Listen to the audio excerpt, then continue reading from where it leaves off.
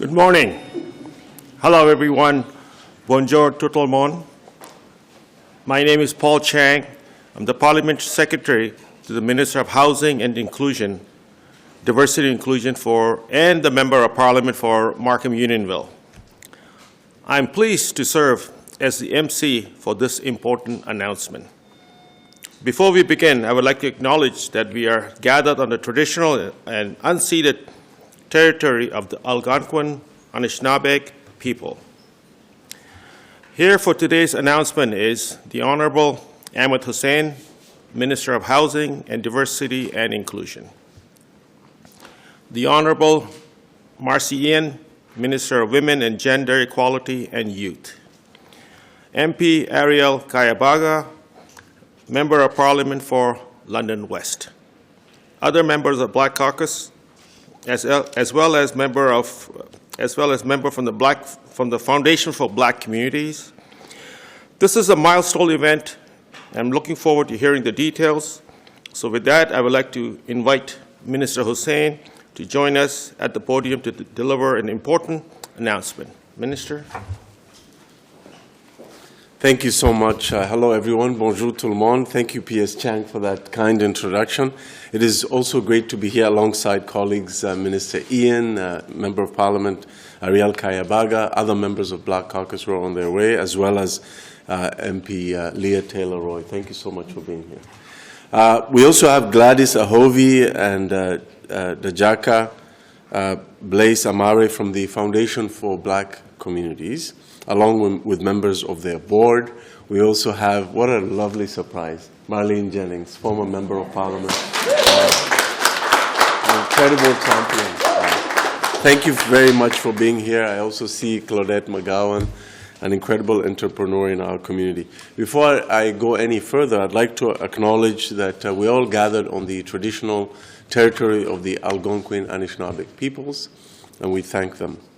Right now in towns and cities across this country, folks are having their morning coffee, they're putting on their jackets, and they're getting on with their day to go out there and make a positive impact on the lives of other Canadians. And we're better because of them.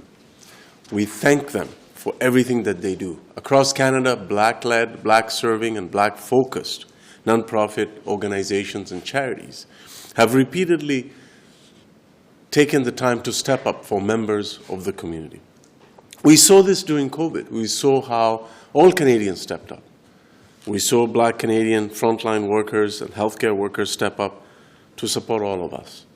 Whether it's through providing the supports needed to help people find a job, tackle inequities, or provide space for Black and Afro-descendant community members, Black Canadian organizations and charities have been and continue to be there for people.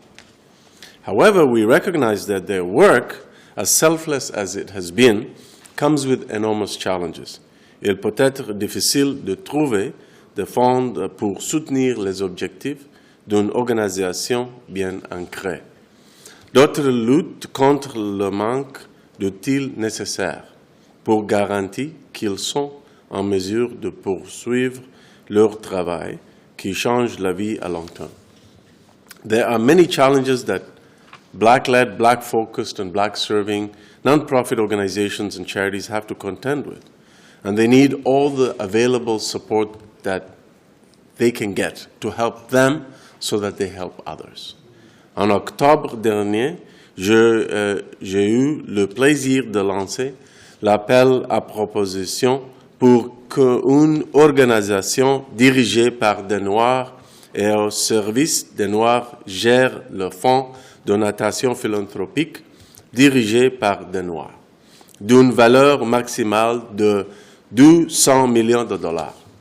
The quality of these proposals to manage the up to $200 million Black-Led Philanthropic Endowment Fund were impressive, and the competition was extremely competitive. All proposals underwent a robust merit-based assessment process that underlined the importance of ensuring that the strongest proposal was selected with the largest amount of support from Black-led community organizations across the country. In fact, the selected proposal received significant support from many diverse Black-led community organizations from coast to coast to coast.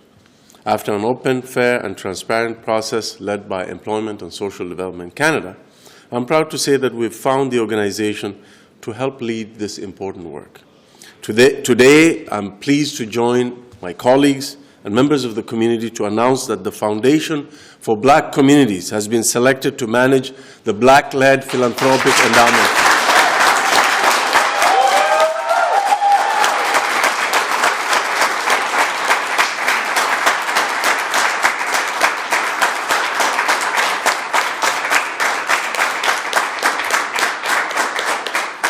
And we're currently in negotiations to finalize their role in leading this important initiative. Ladies and gentlemen, without overemphasizing this, this is a historic day.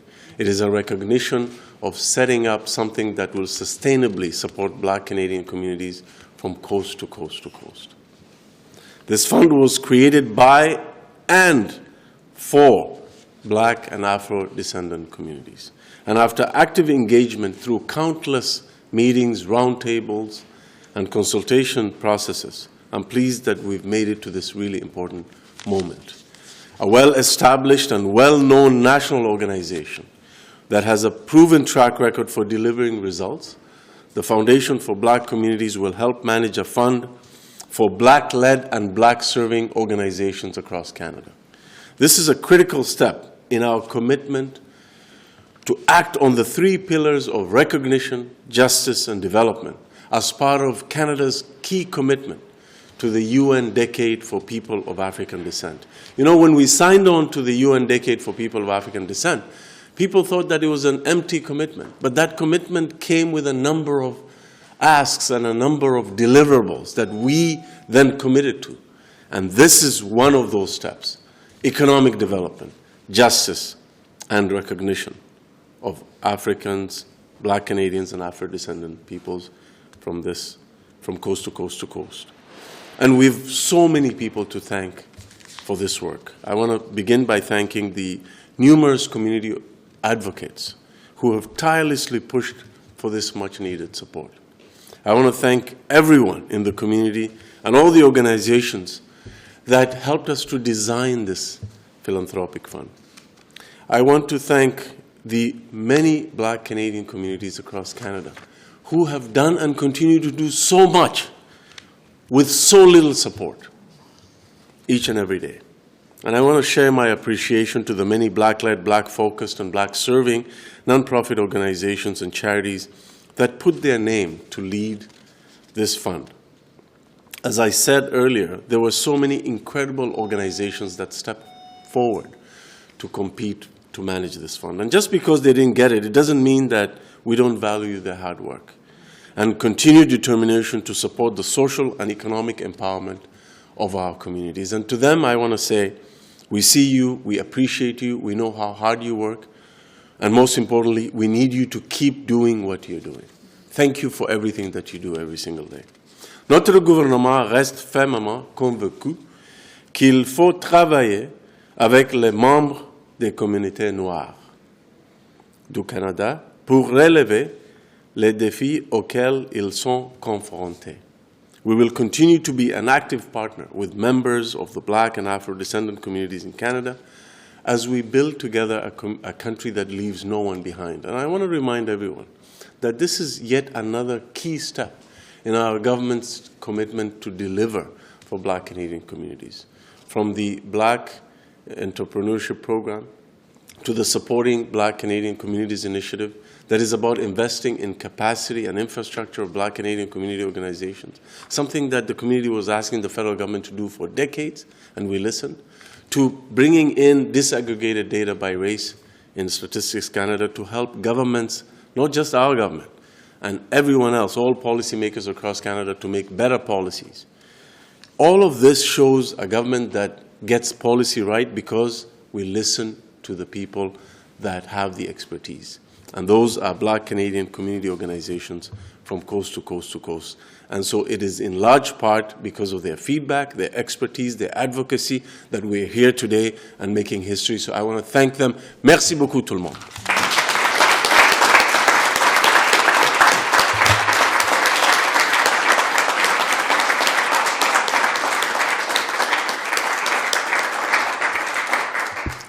Thank you, Minister Hussen. Merci. The Black-Led Philanthropic Endowment Fund is a mandate commitment that is crucial to supporting those who are making a difference in the lives of others. And I definitely look forward to seeing the great work that this fund will support. I would like to invite Minister Ien to say a few words. Minister?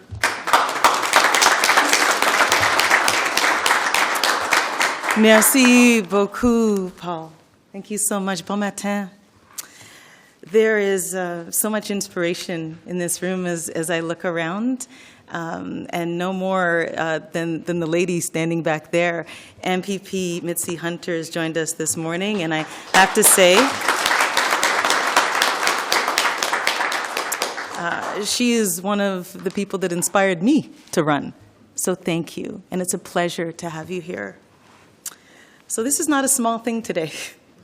It's not. This is a very big thing. I am honored to be joining this important announcement, and how timely as we mark Black History Month. Huge congratulations to the Foundation for Black Communities on your selection to administer the fund. The Black-Led Philanthropic Endowment Fund is going to make a world of difference for organizations on the ground who are actively building and actively strengthening Black communities from coast to coast to coast. So when I think about the impact that this fund will have on Black communities, I think about my dad. Because my dad, now retired, was an educator, and I'm going to throw in activist as well. I'm not sure how he'd feel about that, but I'm throwing in activist as well. My parents emigrated to Toronto from Trinidad and Tobago, and living in the GTA, my dad, as an educator, saw the challenges that Black youth were facing. Many of them, of course, still exist, but my dad was really determined to do something about it. So working with, I'm going to say minimal budget, but frankly no budget, minimal budget, he co-created with Black educators, this is back in the early 90s, a Saturday school.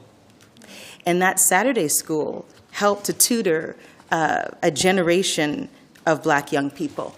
Those kids could come on a Saturday morning and they could learn science and math and English and history, in particular Black history, and then see role models that would speak to them at the end of the day while they ate their lunch. I can only imagine the impact his work, those who started that work with him, would have had with dedicated funding like this. Dedicated funding like this. In my own community of Toronto Centre, in every single corner of this country, I see a new generation of community leaders who have taken the baton from people like my dad, and they are carrying on his generation's work. That work that I speak of is far from over. But thanks to this $200 million investment from our government that Minister Hussen has outlined so well, and all the background on it, the leadership of the Foundation for Black Communities will be financially supported for years to come. And that's really important, because this is on-the-ground work. It's the work that we need in our communities. It's the people that are on the front lines each and every day and understand what is needed, speak to what is needed, and act on it. I want to say thank you to all the organizations out there doing the work to transform Black communities, because you're not always seen. You do the work and you're not always seen, but you're not invisible, because I see you, your government sees you. Thank you for stepping forward to be part of this important, important work. This is legacy. This is the kind of thing that will have impact for generations to come. Happy Black History Month, everybody. May we continue to live lives that are beyond our ancestors, frankly, beyond my dad's wildest dreams. Merci beaucoup.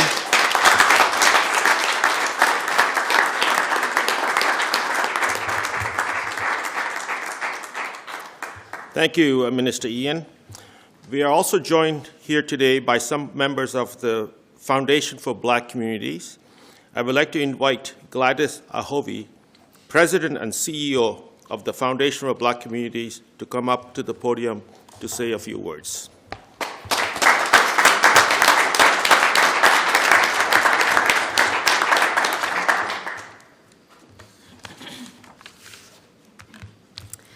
Good morning, everyone.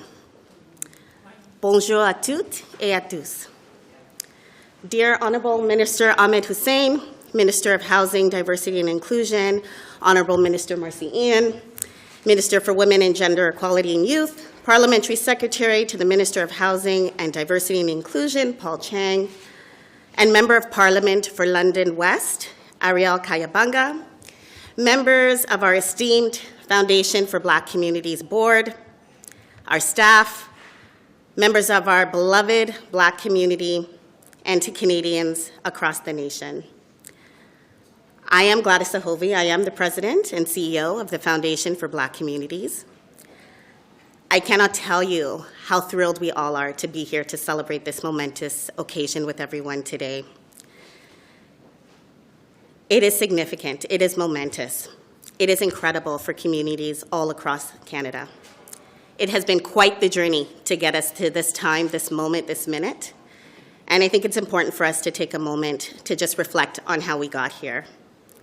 In Canada, only 7 cents of every $100 in grants that goes out to Black community organizations. How do we know this?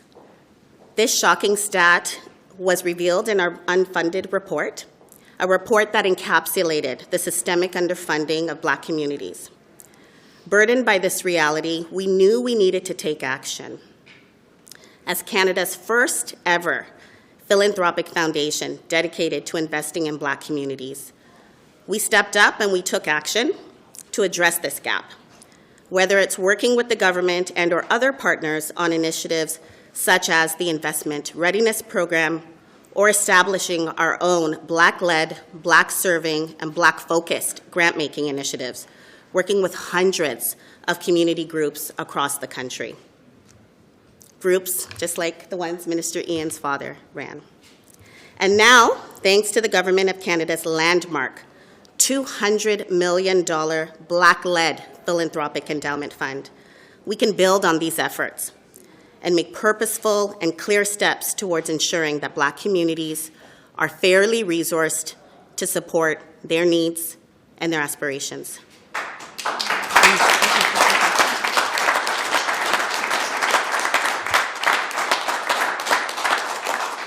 This is nothing short of historic. With this investment, and in partnership with the Government of Canada, the Foundation for Black Communities is now empowered to play a vital role in addressing the chronic underfunding of communities all across this country, ensuring that the voices of Black people, their needs and aspirations are heard and also addressed. This is a landmark moment where we can begin to build a future that is reflective of the full potential of Black communities, one that is driven by our very own ambitions, our very own visions, and our very own determination.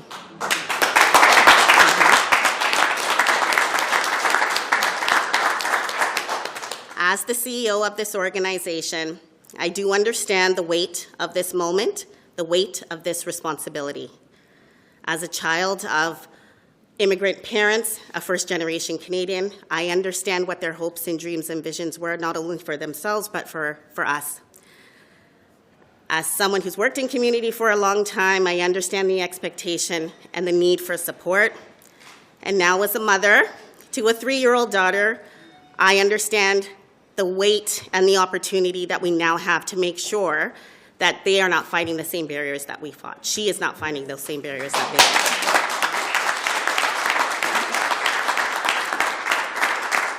And finally, as a Black woman myself, dedicated for a long time to working with and for underserved populations, we are thrilled at the opportunity and the future of what this multi-generational impact this fund will bring to all of our communities. This journey, and it has been a journey, has been a testament to the tireless efforts and advocacy of past and present Black-led organizations and advocates that serve as the backbone of our communities. We are so very thankful for their work and contributions that have brought us this long-awaited dream to fruition, and look forward to continued collaboration with them. Finally, we extend our heartfelt thanks to community members for their unwavering support and unwavering commitment. When we sought help, our beloved community always came forward with unbridled support, advice, and guidance. We are looking forward to working with you, as well as new partners, and we will engage with everyone throughout the country, collaborating side by side for the betterment and advancement of Black communities in Canada. Thank you. Merci beaucoup.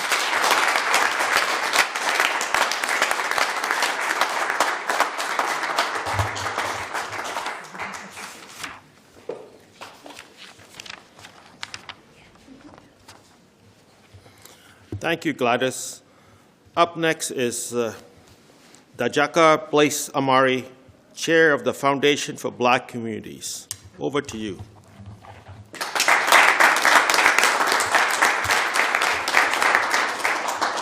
Merci Gladys, Monsieur le ministre, Madame la ministre. Chers invités, c'est un plaisir d'être parmi vous pour marquer ce grand moment pour notre communauté. Nous sommes ravis de voir le gouvernement réaliser cet engagement spécial. Mon nom, c'est Djaka Blais, and I am honored to stand here and provide some brief remarks on behalf of the Board of Directors of the Foundation for Black Communities. Our foundation was formed as a working group of Black community advocates to address the key challenges highlighted in the unfunded report which Gladys just mentioned.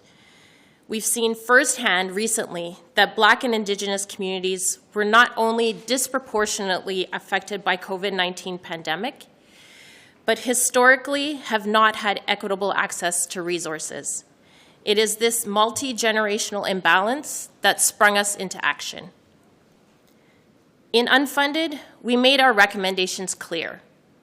We also committed that the Foundation for Black Communities will embody a transformational model of community philanthropy that centers the self-determination of Black people in Canada, leverages community assets, and utilizes an inclusive and trust-based decision process to determine resource allocation and community and capacity building priorities. We've been a first-of-its-kind institution that invests in priority areas which lead to a more promising future for Black people in Canada.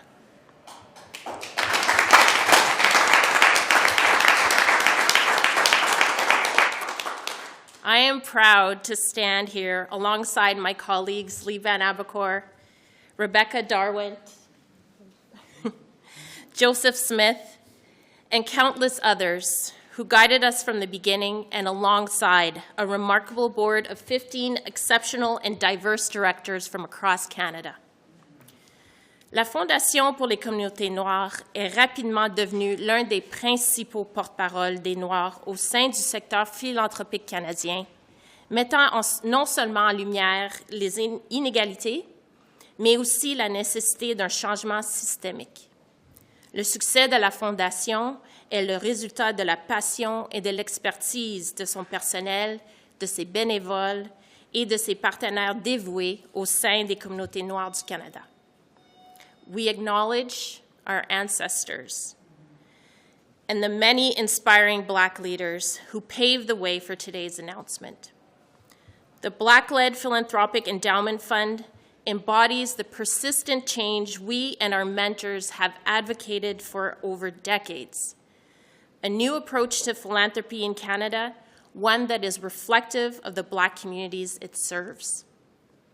En tant qu'administrateur de ce fonds, la Fondation pour les communautés noires s'engage à collaborer avec le gouvernement du Canada, ses partenaires et autres organisations dirigées par les Noirs pour améliorer les résultats sociaux et économiques des communautés noires aujourd'hui et pour les générations à venir. We have built relationships with over 800 community partners from across the country, leading to this moment.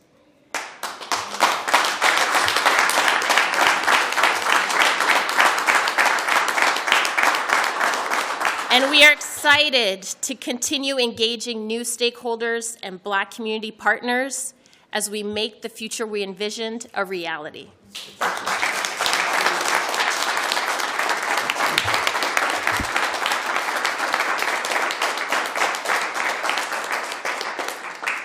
Thank you, Djaka Blais-Amare.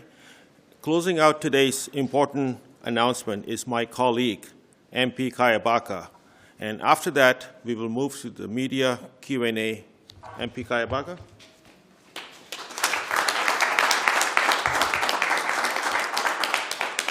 Thank you so much, P.S. Chiang. And wow, what a room to be in today, this morning, and what a time to be alive. So much has been said, so let me start by congratulating the Foundations for Black Community for their hard work. And I want to share this quote with them by Ben Okri. He said that there's so much more to be worked towards, where the sufferings and the dreams of our ancestors have yet to be realized and redeemed. And there's no exhaustion, where much is to be hoped for and to be worked towards. So I want to give you that quote as you begin this really incredible journey to do this work. It is just the beginning. It is just the beginning. And all of us here know that a Black nonprofit organization or charity in our communities that consistently go above and beyond is asked of them. And behind these organizations are people who have big hearts and have a deep passion for helping other people. There are people who know and have got your backs when times get tough, and who always rise up to meet the challenges that they see around them. No group to mentor and encourage Black youth to get involved in science or tech, well, they'll create one. If there's no safe space for Black folks to talk about the importance of mental health and wellness, guess what? They'll bring people together. If there's no support to help Black immigrant women to get jobs that they want and deserve, guess what? They'll be there for that. The people who make up the many non-for-profit organizations or charities in our communities are the best of us. And the life-changing impact that they make each and every single day is astounding and absolutely commendable. And as a society, we cannot let them go alone. We must help those who help us, and we must celebrate them.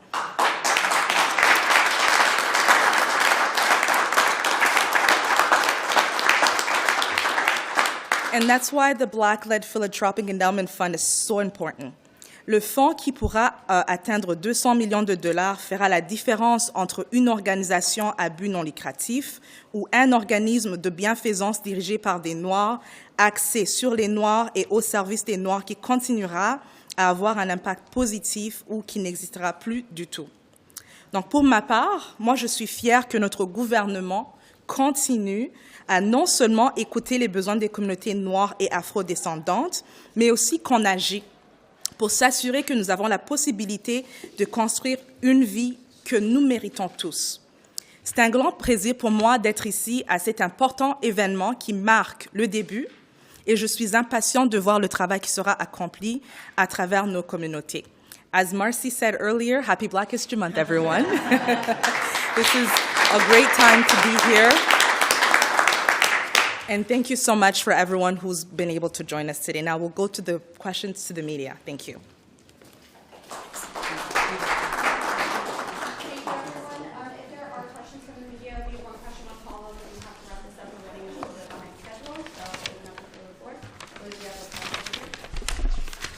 Mr. Hussen, I'm sorry, I'm going to ask you a question on another topic, the nomination of Arielle Kayabaga. Now the four parties at the National Assembly in Quebec are asking for her resignation. So what do you have to say to them? Well, look, the government's position has been very clear. We recognize the important work that Quebecers have and continue to engage in the fight against Islamophobia, racism, and discrimination in all its forms. The fact of the matter is Ms. El Gawabi brings over 2 decades of experience to human rights work, civil liberties. She has demonstrated a willingness to sit down with Monsieur Blanchet, to sit down with different members of the community. And she has clarified and apologized for her previous remarks with respect to the impact that they've had on Quebecers. But make no mistake, this position was created in direct response to Muslim Canadian leaders who called on our government to do more to fight Islamophobia.